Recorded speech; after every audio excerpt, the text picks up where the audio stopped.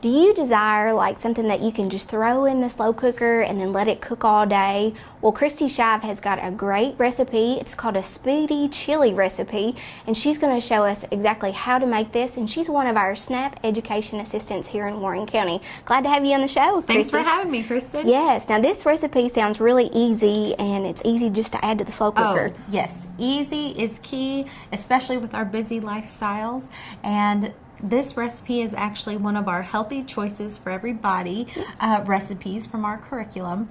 And it's not actually a crock pot recipe, but I am adapting it because I know many of us are busy and we can really benefit from using a slow cooker. Absolutely. I think I just love my slow cooker just because too. it's easy to add and then go and let it cook all day. It is, yes. So Kristen, what I'm going to do is I'm going to spray this with a non-stick cooking spray. And that just helps it keep it from the food from sticking. Just to make sure that everything comes out nicely.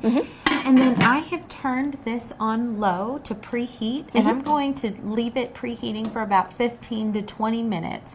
And so the next thing, we're going to add our ingredients. Yes. And you will see that we don't have too many, which is great. I love that. It's not going to cost us too much money.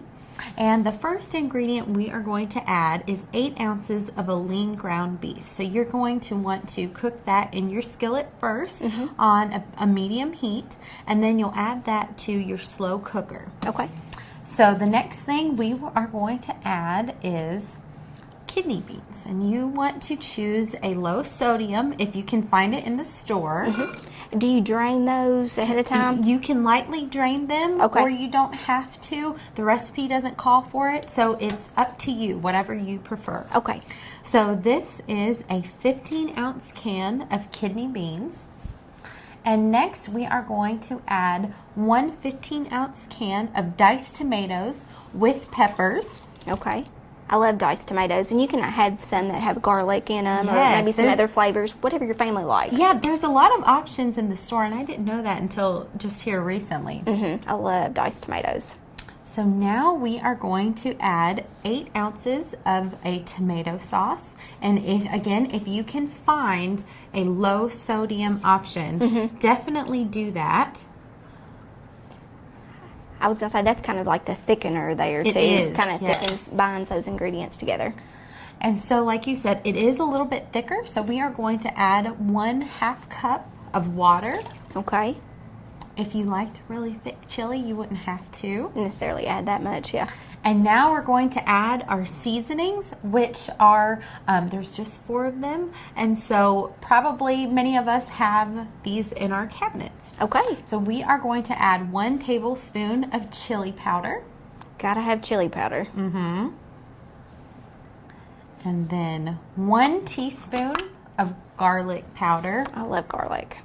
I love that garlic too. I might even add a little bit more if I were at home. Oh, yeah.